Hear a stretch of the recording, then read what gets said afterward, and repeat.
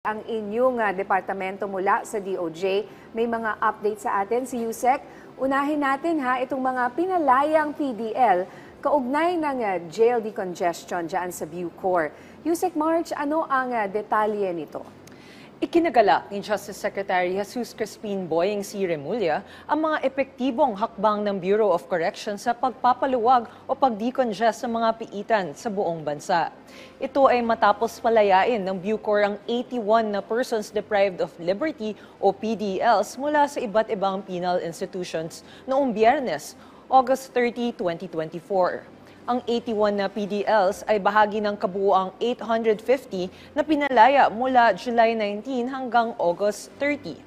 Ang mga PDL ay pinalaya matapos makumpleto ang kanilang sentensya, makakuha ng pardon o parole at mag-avail ng GCTA benefits. Ayon kay Secretary Remulla, patuloy ang pagbaba ng congestion rate sa mga penal institutions sa buong bansa dahil sa epektibong decongestion program ng Bucor. Nangako ang kalihim na mas marami pang mga inmates ang palalayain bago matapos ang taon alinsunod sa hakbang ng pamahalaan na paluwagin ang mga piitan at itaas ang kalidad ng serbisyo ng mga penal institution.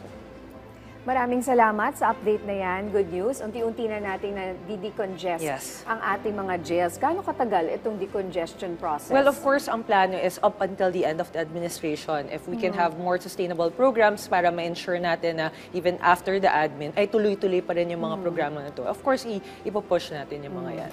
At least marami-rami na rin, ano? Oo, marami-rami. Malaking ginhawa na rin po sa mga apektado nating mga PDLs, no? Nakipagpulong naman Yusek, si Secretary Remulla dito sa Permanent Court of Arbitration.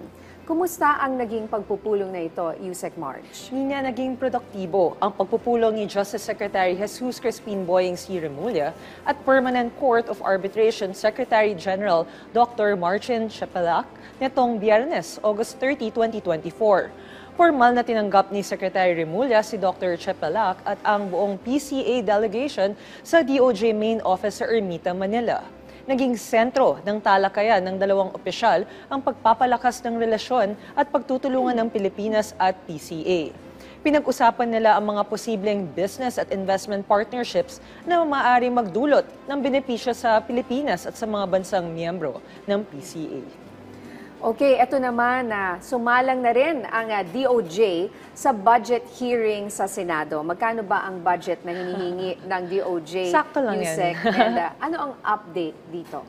Nagpasalamat si Justice Secretary Jesus Crispin Boyeng C. Remulla sa mga mambabatas na kinilala ang pagsusumikap at achievements ng Department of Justice. Sa naging budget hearing noong Miyerkules, pinuri ng mga mambabatas ang DOJ at ang liderato ni Secretary Remulla para sa mga nagawa ng kagawaran ngayong taon, kabilang ang pag-decongest sa mga piitan at korte at ang pagtaas ng compensation para sa mga biktima ng injustices.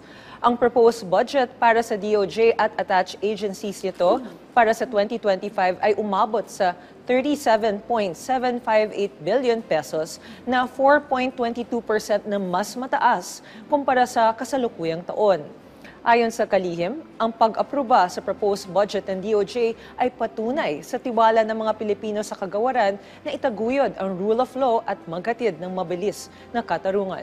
Kasabay nito, kinilala rin ng DOJ ang mga suggestions ng ilang senador tulad ng pagtaas sa kapasidad ng mga cybercrime personnel, maayos na pag-monitor sa food budget ng mga PDLs at pagpapabuti ng immigration at investigation process. Maraming salamat, Yusek Marge, sa mga ibinahagi mo sa aming updates mula sa DOJ. As usual, siksik ang balita mula sa iyo. Maraming salamat.